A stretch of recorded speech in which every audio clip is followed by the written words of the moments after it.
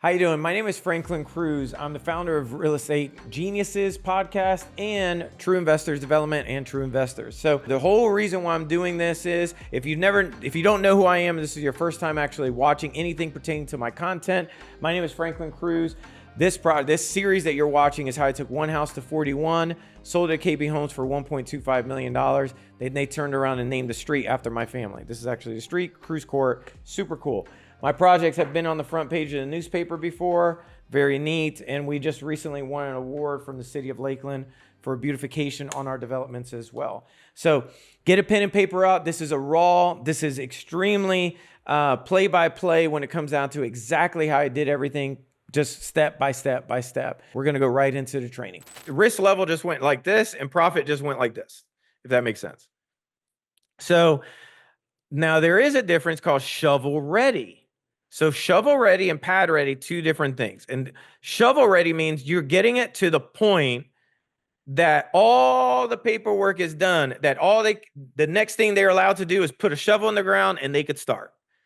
And they're putting utilities, they're making it pad ready and then actually going vertical. This is so in development, I'm going to keep this really simple if you're 5, right? There's land. You can make raw land. There's approvals and entitlements, meaning shovel-ready land. You can sell it at each point.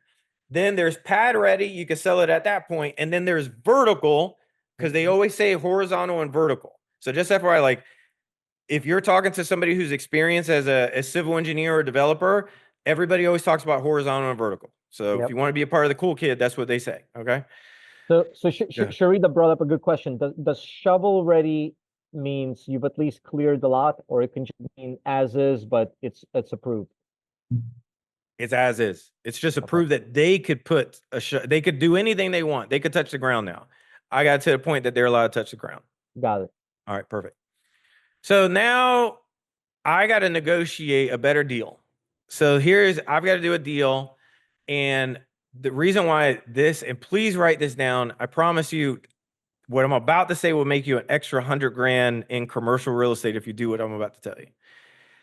Do research on who the acquisition manager is that you are dealing with. Find who they are on LinkedIn or Facebook. See what they like. See where they went to college. Buy them a gift before the meeting. This means a lot. This right here, just trust me on, because now I'm going to tell you the rest of the story. So we go to Columbia Restaurant, and I need to negotiate what I call a net deal. Okay. Just in houses, a net deal is like, hey, the seller is selling it $95,000 net. They're not paying shit else. They're not paying no closing costs, no nothing. Out the door. Now I know my math. My math is this is what I'm getting, period. That's it. Yeah, that's it. I'm not paying for shit. Yep. I was like, something goes sideways, that's on you guys. You guys have done this shit before. I haven't. Okay. So I'm having the conversation with Paul, and he brings his engineer, and I found, and this right here is a compass that is just a cool ass compass I bought on Amazon for $20 that gave to the engineer. And then Paul went to FSU and he plays golf. So I bought him a golf speaker that till this day, 5 years later, he calls me and he says how much he loves that damn speaker. Just like, awesome. I swear, like literally, I can show you the text that he's talking about. And he's amazing as well. So what happens is if I'm going to be in this world of development and dealing with like legit $1 million deals, in my head, I'm like, I want to be friends with these guys. Right. And so when I was in the military too, this is what we used to do when we meet like a prince or something like that when I was a general's aide. Okay. So anyway, so I had the conversation with Paul, and he doesn't want to give me a number. So that's the other thing too. So I say, hey, Paul, do you guys want this property or not? And he's like, yeah, I really want the property. And I was like, okay, so if you want the deal, can you see? Okay, sorry about that. Let me bring this back. So I said, do you want the property or not? And he said, yes, I do want the property. I said, perfect. So we've got to come up with better numbers because these numbers don't work right now. Like 64, the 2.4 is not going to work because I don't know my cost. So, how much are you guys selling your lots? How much are you guys buying right now? Shovel ready lots. and he wouldn't give me the answer. So then I asked the engineer, and I started talking to him, and I said, "Hey, what was the last? How much was the cost on the engineering on it?" And he's like, "Well, you know, we bought it for like 32,000, a lot." So the engineer says it, and Paul, I could look at Paul in the meeting, and Paul's pissed. So Paul's like almost like, why did you just give him the damn number? So I used that, and I asked Paul, I said, look, why don't we just close this out so we can finish lunch right now? And Andy's with me too from Cushman, and I said, look, why don't we just do I think it was like 31 or 30,500. I think that was the number. I said, why don't we just close it at $30,500 net right now? Would you agree to that? And we'll just get this deal signed and closed so we can move forward. Paul was like, yeah, that'll work. I went lower than what I knew they would probably go to, but at the time I was like, man, $41,000. If I could have got more or less, I don't give a shit. I just want to get this deal done. So Franklin, so these guys were are they unique in the sense that they can buy shovel ready or they can buy pad ready? I mean, I feel like a lot of home builders either are vertically integrated with land development or they're not, right? Like there's a lot Yeah. of home builders that will not do the horizontal work. So did you know going into this Yeah. meeting that they could have gone either way? I don't think Paul told me one major reason why he said yes to the deal. Normally they don't. Like D.R. Horton normally doesn't do this. Um, is because I was working with Kimley and Horn. That was the first one. And number two, the conceptual plan already got approved. He's like, this is easy. Like, I don't got to do shit. He's like, normally they do all the approvals and entitlements. So that's why they'll pay you top price for it, because you just saved them 6 months to a year. Yeah. Yeah, but So they didn't care about doing the horizontal work themselves, basically, because no, it was not at all. already entitled. Okay, Exactly. but So, they and would they were not, happy about it. but they would not have bought it until the zoning was in Yeah. place. So now I'm going to go over that. Now I'll go over that. So now we convert it. And so here's another thing too. Please write this down too. This will save you thousands on legal fees. So whenever you're doing a really big deal like this, just FYI, their attorney is talking to your attorney. It is typically not attorney to you. It is attorney to your attorney, right? Because there's a lot of little gotchas, and hire an attorney. Don't be cheap on that. Just FYI, just hire the best real estate contract attorney in your area. It's going to save you a shitload of money. So we go over there, and then also print out and read the PSA and get a red marker. Get a red marker and highlight every word you don't understand, and have the meeting with your attorney and have him tell you what those words are. Because if you're going to do a lot of big development deals, it's cheaper for you to understand how to read a contract and faster for you to close a deal than you hiring an attorney, getting him to review it. Like, you got to start learning legal. So I just want to give you a heads up at these high levels of doing $1 million deals. That's what's done well for me. So, all right, perfect. Anything on that, Daniel? Just want to make sure. Anybody? No, I think it's Perfect. actually Is this being right helpful? on line. Is everybody getting something out of this? I'm not sure. I can't see anything. Yeah, I think so. I think it's very helpful. Yes, it All is. right. Perfect. Thank you. I just want to make sure, like, if this is boring or whatnot, let me know. I'll make some adjustments or something. All right. So we did agree 1.25 million. So if you see it right here, it says 1.25 million. So again, went from 2.5 to 1.2, but that was a net. And I was very clear on this is going to be shovel ready. And Kimley and Horn already knew what to do, and I did not. So now we've got to go from where the starting point is to now we've got all these other points to kind of close the deal. So it's like close the deal, get to the target. Make sense? So now I've got a lot of things I've got to do. So one of those things too, I would always recommend sitting down with your civil engineer and ask him, hey, what is the roadmap to getting the last permit that they could be shovel ready? Because every municipality is a little bit different.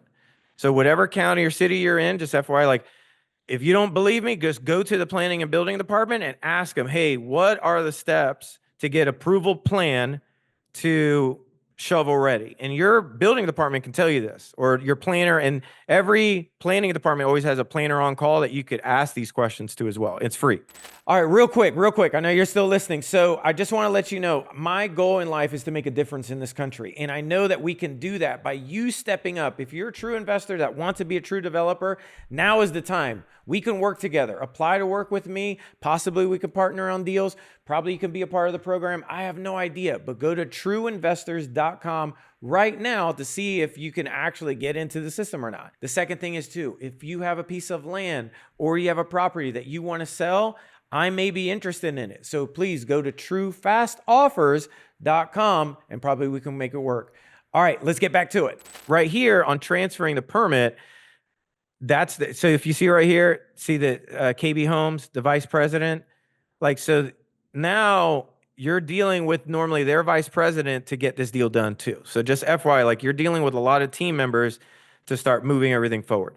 So while I have not closed the deal with KB Holmes, I have to do all of these items to get the deal closed, if this makes sense. So remember, KB Holmes hasn't closed, but I got to transfer it to their name. Okay. So now we've got environmental. This is one of the final permits. This was I think it was a water permit or a sewer permit. And I kept all the documentation too. The other things too, be extremely organized with your paperwork. You're going to need to be. I usually create like a Google sheet and make it what I call master index. And I just put everything on there. And then I think you could put that on Rehab Evaluator as well. But I personally like having both. So I like, just FYI. The other thing is SwiftMud was the last permit. So SwiftMud, when they gave us the last permit, we knew we were going to be closing within the next 30 days.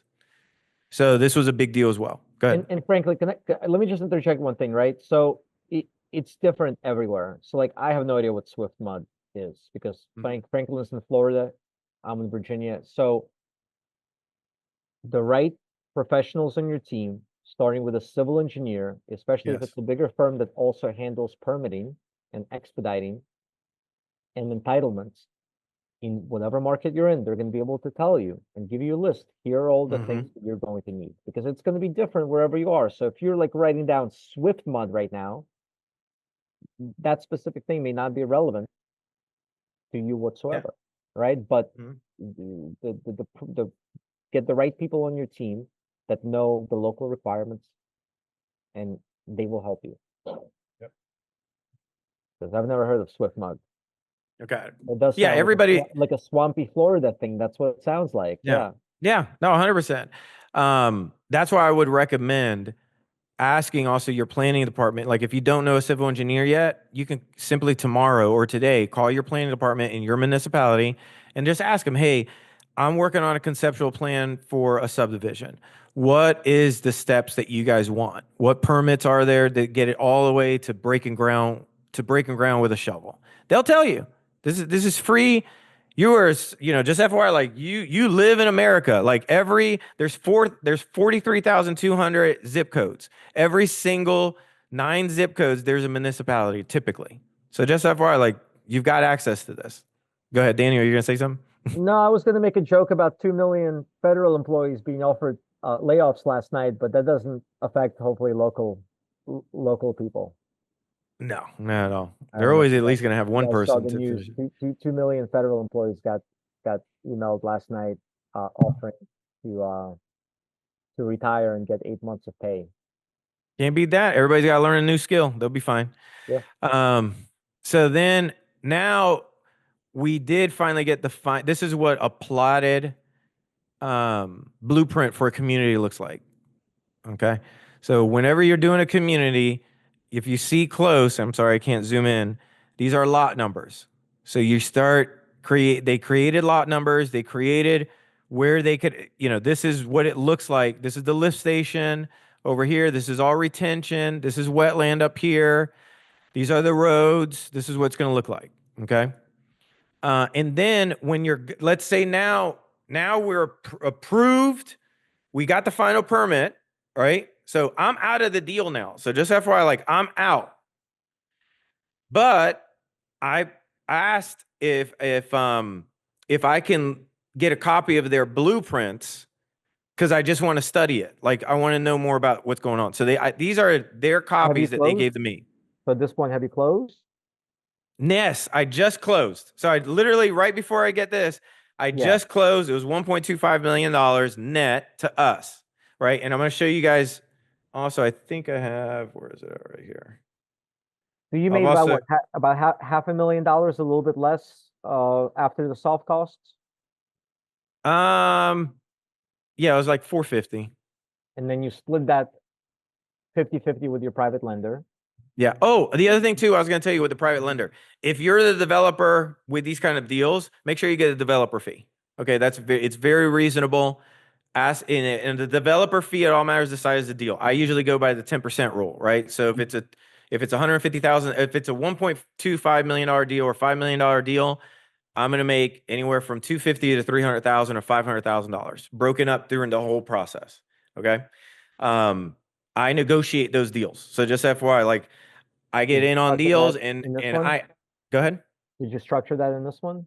Yes, so I got $50,000 up front as a developer fee, and then 50,000 at the 6 month mark. So I made $100,000 on the developer fee, and that has nothing to do with the profit as also. Just because the one thing I did know, talking to Uncle Donnie, he was like, "Hey, ask for a developer fee. Like, you're doing a shitload of work. Like, it's a lot of work. That's a lot of coordination. You can look up how much developers make. Like, Yeah. this is what No, it the is." developer fees are very typical, and everybody needs an Uncle Donnie that for two pizzas and a Coke will give you advice that makes you $100,000. Yep, 100%. And that's awesome. So, and these are the blueprints. This is pretty long, but I'll just show you like some of the cool ones that I thought that was cool. Was this is now their approved paving and grading and drainage blueprint. I never saw one before, so I thought this was like, to me, I love art. So this looked like artistic to me. I just thought this was cool shit. So this is what it looks like, just FYI. Any questions related to this? And I know I'm kind of nerding out on my own stuff, but this is like cool. If you've never done anything at this scale, for me, this was like, oh, this is cool shit. This is Yeah, awesome. no, it's for somebody that's never done land. I mean, look at how much you learned just through this process, right? Oh Just yeah. through going through this, and a lot of Franklin, people never Yes, get sir. I'm never get started. So I'm sorry, I have a question for you. You said you typically charge 10% for that developer fee. 10% of what? I missed that. So it's like it could vary. For example, like I'm working on a deal that we got for 2.5 mil, right? And I negotiate $250,000 developer fee, right? So it's 10%. And sometimes it could be more, sometimes it could be less, because if you've got a piece of land and now I've got to negotiate. So I'm like an attorney, but I negotiate deals, right? So I know the legal side, I know how to negotiate. So now I have to negotiate the deal. So like this one deal, I negotiated the $2.5 million deal, did the creative financing, set up the partnership, set up the legal. I also set up exactly how the deal needs to be structured to win for everybody. I set up the private money lenders. I set up the attorneys. I have all the civil engineers, and I'm bringing the buyer. So I already have I have another parcel right now. We're selling it, I think for like 9.9 million to DR Horton, right? And I'm into it for 2.5, right? So just so FYI, 10, like so 10%. So frankly, I think the question is 10% of costs or yes, value of final value of the project. okay, And I think the answer is usually based on cost, yes, based on like, here's what we're buying, here's what we're putting into it, here's our total project cost, and the percentage of that is the developer fee. mm-hmm, yep, 100%. And and this is how in a lot of syndications, this is how in a lot of ground up syndications, the developers make the money. They're not necessarily putting sweat equity in or putting cash into the deal, right? So they don't have ownership, really much ownership in the deal, but they're making money through substantial developer fees, and they're not always 10%. I mean, if you look at like a larger multifamily deal, you'll find that typical developer fee is more like 4 to 6% Mm-hmm. of total project cost, but on a larger deal, that can add up. And I mean, 10% on smaller deals is not unreasonable, especially if you're making a lot of money for your investors, right? If there's just a lot of meat on the bone, who cares if you're making Yeah. a good sized developer fee, right? When you're making a lot of money for your investors. Yeah, and at the end of the day, you also, what I learned is just know your worth. Know, like, in my area where I'm at, there's nobody else that does what I do. Like, that nobody knows it from top to bottom. So I'm like, I know I'm bringing value, and this is it. If you guys want to do the deal, great, and this is my fee, or negotiate with me. Because I personally just love being a part of deals. So, you know, if it just makes sense for me and my time. So I just want, hopefully this helps you if you're new to the area and you want to find a developer, just understand that dynamic as well. I think Okay. Jonathan, you want to mute yourself? Yeah, yeah. I wanted to add, can you just briefly review the cash flow in and out, the structure, the timeline? Just, you signed this, they gave this, you got this guy this. Can you just real briefly run through it again? Because it was kind of it all blended together. Yeah, no problem at all. Give me 1 second. I could actually do that. I could do you better. Give me 1 second here. Actually, I'll pull it up. So this is like my index spreadsheet that I created. All right, thanks so much for watching this entire series on Real Estate Geniuses podcast. So truly appreciate it. Hopefully you got something completely out of this. Again, now you just learned how to actually take a property from shovel ready to actually getting it pad ready. And you kind of saw how the high level negotiations happen. On the next episode that you're about to listen to in this 8-part series is about the micro milestones in real estate development. I didn't even understand any of this until now, but hopefully you get a ton out of this. If you did, please do me a favor, leave a comment, like, share it. Whatever you possibly can will only help the algorithm see exactly like they like what we're doing, and we're going to keep doing more of it. And also, if you are a true investor wanting to be a true developer and potentially work with me personally, right now I have an application. If you go to trueinvestors.com, you fill out that application. If we are a good fit together, I'll give you a shout. Possibly you could work together. Also, if you have a property for sale and you're like, man, I just want to dump this property or land, go to truefastoffers.com. All right, thank you so much. I'll see you on the next one. And again, the next episode, the next part in this series is micro milestones in development. See you later. Bye.